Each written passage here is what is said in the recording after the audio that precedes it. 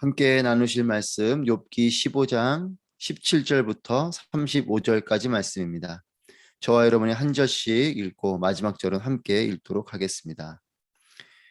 내 말을 들어보게, 내가 설명해 주겠네. 내가 본 것을 말해 주지. 지혜로운 사람들이 그 조상들에게서 들은 것을 숨김없이 전해준 것이네. 그 조상들에게만 그 땅이 할당됐고 그 어떤 이방 사람도 그들 가운데로 지나가지 못할 때였네. 악한 사람은 일평생 고통을 당하게 돼 있고 억압지 않은 그 횟수가 자기에게 쌓이게 돼 있네.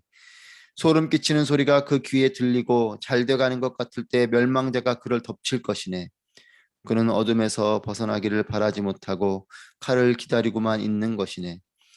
그는 먹을 것을 찾아 미친 듯이 돌아다니며 어디 있나 하고 어둠의 날이 바로 코앞에 닥쳤음을 알고 있다네.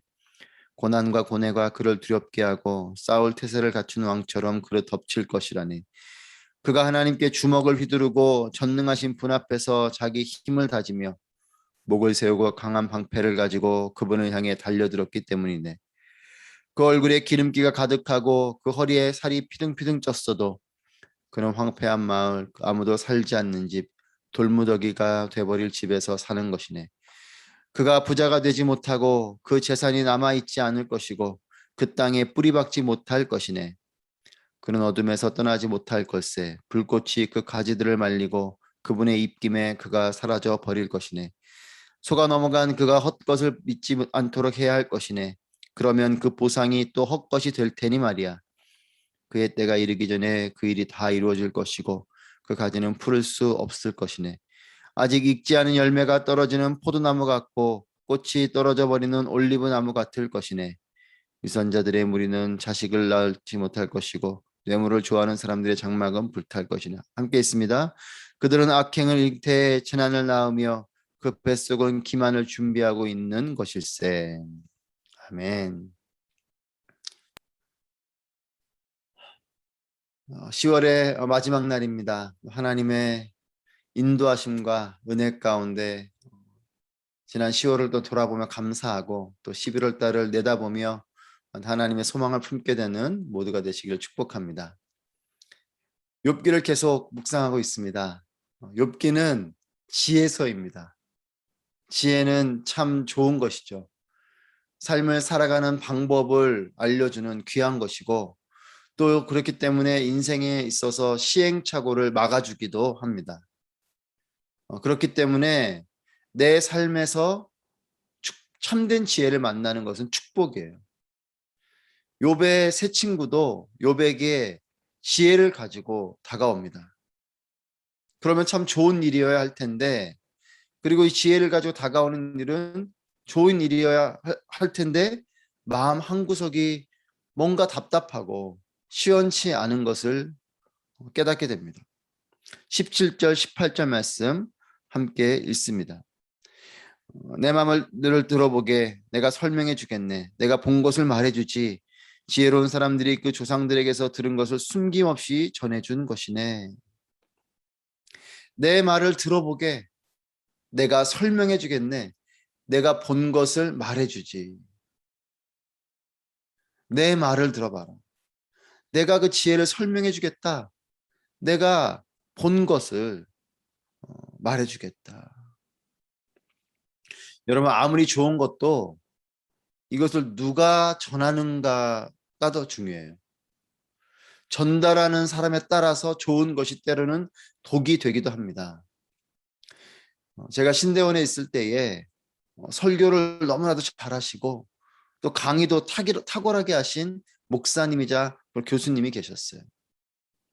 개인적으로는 어, 어, 그분을 한때 존경하기도 하고 잘 따르기도 했었는데 어느 날 그 학교에서 그분의 힘겨운 인격을 경험한 적이 있습니다. 그분의 힘겨운 인격을 경험하고 나니까 그 좋은 설교가, 그 좋은 강의가 그 다음부터는 들어오지 않는 거예요.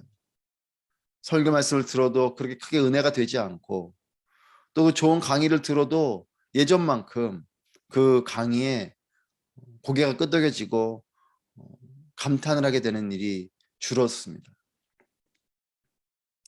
여러분, 하나님 말씀에는 전혀 문제가 없죠. 하나님 말씀 너무나 귀한 말씀이지만 하지만 그 전달자가 문제가 있을 경우가 있습니다. 어떤 사람들이 이렇게 이야기합니다. 예수님은 좋은데 교회 가기는 싫다. 예수님은 좋은데 교회는 싫다. 예수님은 좋은데 그리스도인들이 싫다. 복음에는 아무 문제가 없지만 그리스도인들에게 문제가 있을 때가 있죠. 여러분, 엘리바스의 말을 들으면 이 말들은 사실 너무나도 다 좋은 말들이에요. 주옥 같은 지혜들이죠. 또 세상에 보편적인 지혜와 원리가 담겨 있는 좋은 조언들입니다. 하지만 이 엘리바스를 뿐만 아니라 새 친구의 이 말 속에는 아쉬운 것이 있어요. 첫 번째는 의도를 가지고 말하고 있다는 것입니다. 이 새 친구가 말하는 의도는 뭡니까? 욥, 너가 지금 당하고 있는 이 고난은 결국 욥, 너가 하나님 앞에서 악을 행했기 때문에 이런 고난을 당하고 있는 것이다. 그러니까 회개해라 라는 이 말을 하려고 이렇게 수많은 지혜들을 말하고 있어요. 지혜를 빗대어서 결국 하고 싶은 말은 욥, 너가 잘못해서 이런 고난을 당하는 것이지. 그러니 회개해라. 이것은 너의 문제다. 너 때문에 이렇게 고난을 당하는 거다. 라는 말을, 그런 의도를 가지고 말을 하고 있고, 두 번째는 이와 같은 것들도 욥이 스스로 깨닫게 해야 되는데 자신들의 말로 설득하려고 한다는 것이에요. 지혜의 참된 통로는 내가 아니고 하나님이셔야 됩니다. 여러분, 우리가 지혜로우면 얼마나 지혜롭겠습니까? 이 지혜를 주신 하나님이 지혜로운 분이신 거죠. 그러니까 내가 설득하려고 하는 것이 아니고 하나님으로부터 이 지혜를 깨닫게 해주는 것이 진정한 지혜자인 겁니다. 지혜는 내가 가르치는 것이 아니고 하나님 앞에서 스스로 깨닫게 되는 것이에요.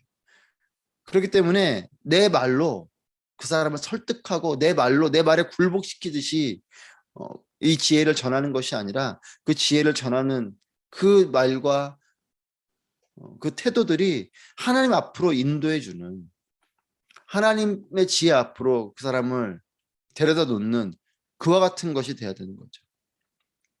고난 가운데 있는 사람에게 필요한 것은 고난을 해석하고 이기는 방법이나 정답이 아니라 그것을 해석해내고 이겨낸 내 자신의 모습 그 자체를 보여주는 것으로 이것이 더 필요한 것이에요.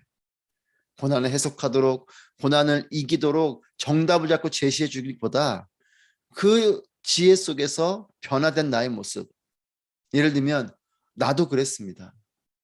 그렇기 때문에 그 마음을 잘 압니다 라는 이 말이 사실은 고난 가운데 있는 사람에게는 더 필요한 것이죠.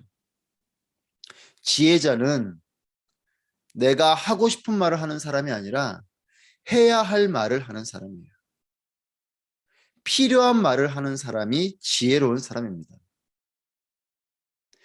엘리바스가 욥에게 오늘 본문을 통해서 하고 있는 말을 보면 결국 자신이 욥에게 하고 싶은 말을 지혜를 빌려서 하고 있다는 것입니다.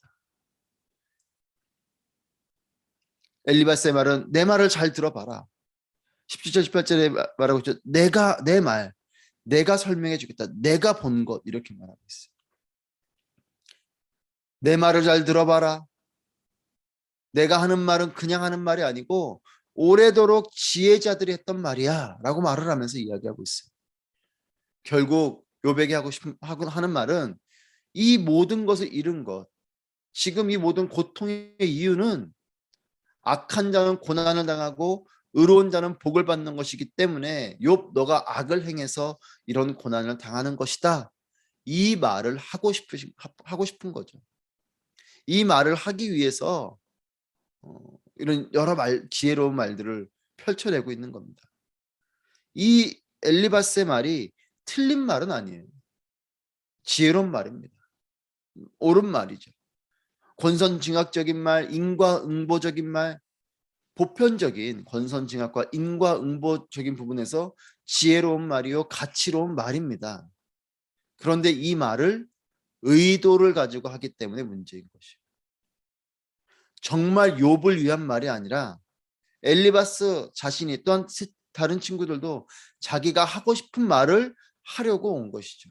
정말 욥을 고난 가운데는 욥을 위로하고 고난 가운데는 욥에게 힘을 주기 위해서 이 말들을 지혜를 펼쳐내는 것이 아니라 지혜를 빗대어서 욥에게 하고 싶은 말, 그 고난의 한가운데는 욥에게 이 고난이 결국은 너가 뭔가 잘못이 있기 때문에 악인은 이런 고통을 당하고 의인은 하나님의 칭찬을 받고 하나님의 복을 받는 이 어떤 프레임 속에서 욥에게 이 말을 하고 싶어서 하는 거죠. 엘리바스의 말을 보면서 마음 가운데 찔림이 있습니다. 자녀들이 때로는 인정을 받고 또 칭찬받고 싶어서 달려와서 아빠 제가 이렇게 했어요 라고 말을 할 때가 있습니다. 그때 제가 와 너무 잘했다. 어쩌면 이렇게 잘했지? 정말 열심히 했구나. 이렇게 칭찬과 격려를 해야 되는데 그렇게 하지 않고 제가 거봐 그렇게 하니까 좋지. 진작에 그렇게 하지. 아빠가 그렇게 하면 좋다고 말했잖아. 아빠는 틀린 말을 하지 않아. 그러니까 앞으로 아빠가 말하면 잘 들어. 다 너 사랑해서 하는 말이야. 너를 위해서 하는 말이라고. 이렇게 말할 때가 있는 것을 봐요. 여러분 어떻습니까? 여러분 그렇지 않습니까? 칭찬받고 싶은 마음에 한 아이의 이 말 속에 내가 하고 싶은 말을 하는 거죠. 오늘 말씀을 묵상하면서 지혜는 지혜로운 말을 타고 전해지는 것 같습니다. 그러니까 지혜는 옳은 것이지만 이것을 의도를 가지고 하거나 때로는 자신의 어떤 것을 드러내기 위해서 하거나 이렇게 내용의 문제가 되는 것이 아니라 이 좋은 지혜를 전하는 나의 말이 어떠한 말인가라는 거죠. 정말 그 지혜가 상대방에게 지혜로 다가오게 되고 들려지게 되기 위해서는 우리의 말이 이 지혜를 전하는 나의 말이 오늘 엘리바스의 또는 다른 친구들의 태도와 그 뉘앙스와 같은 것으로 하는 것이 아니라 정말 지혜로운 상대방을 사랑하는 그런 말, 그런 태도, 그런 뉘앙스를 가지고 할 때의 지혜가 전해지는 것 같습니다. 사랑과 공의, 은혜와 진리, 이 공의는 사랑을 타고 전해지고요. 이 진리는 은혜의 옷을 입고 전해지는 것입니다. 예수님의 십자가는 이 사랑과 공의, 은혜와 진리가 정확하게 균형을 이루고 있는 것이에요. 이 상반된 두 가지가 균형을 이룰 때의 아름다운 것이죠. 그 안에는 하나님의 사랑이 있지만 그 안에 하나님의 공의가 있어요. 어느 한쪽을 강조하게 되면 반대쪽 것이 약해집니다. 사랑과 공의에서 사랑을 강조하면 공의가 약해져요. 공의를 강조하면 사랑이 약해집니다.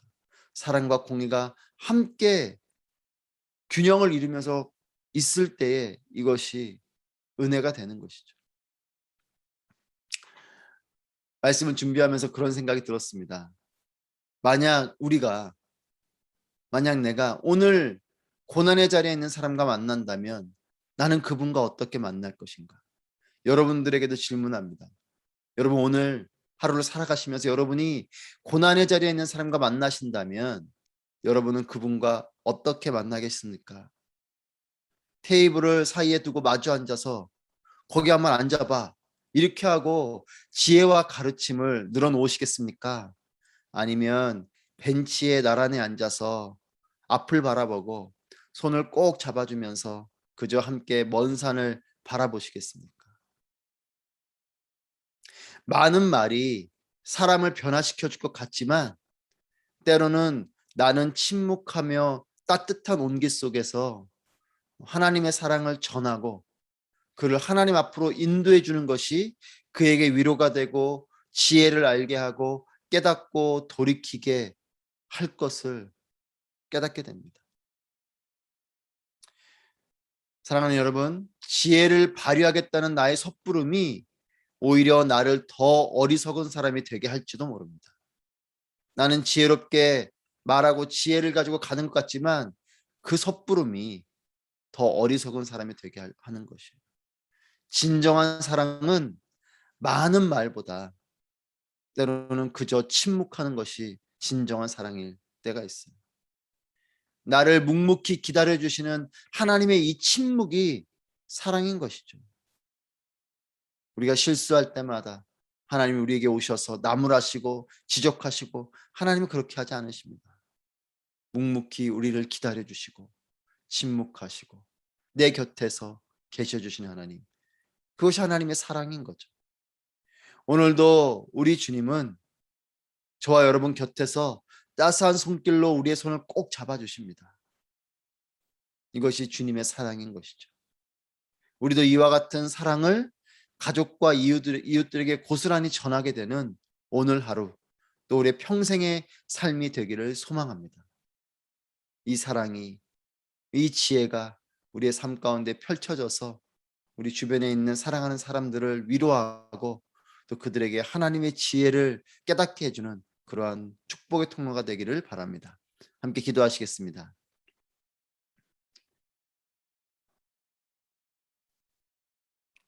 기도하실 때에 우리를 나무라지 않으시고 묵묵히 기다려주시는 하나님의 사랑을 깊이 깨닫게 하시고, 이 놀라운 사랑을 잊지 않고 감사하며 사는 은혜의 삶을 평생 살게 하여 주시옵소서. 사랑하는 사람들을 변화시키기 위해서 내 말과 방법을 앞세우기보다 예수님 닮은 침묵과 기다림의 사랑으로 참된 위로자, 참된 지혜자가 되게 하여 주시옵소서. 함께 기도하며 나아가겠습니다. 기도하시겠습니다.